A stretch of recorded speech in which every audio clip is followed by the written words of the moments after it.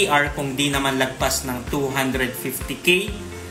Hindi naman nakabase sa income natin yung income tax return. Basta nakapag-register na tayo sa BIR, for example, as a freelancer, kahit anong income yan, may income man o wala, required ka na mag-file ng income tax return.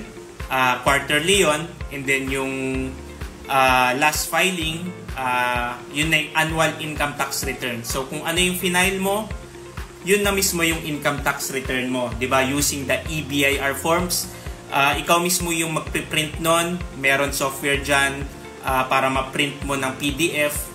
Tapos yun na yung ITR mo na pwede mo nang gamitin as a requirement for whatever personal purposes. For example, pang-apply mo ng visa, ganon. So whatever income, hindi yan naka-base less than 250K, more than 250K. Basta nag-register ka na kay BIR, makakapag-file ka na ng ITR at ma-print mo na yung ITR mo.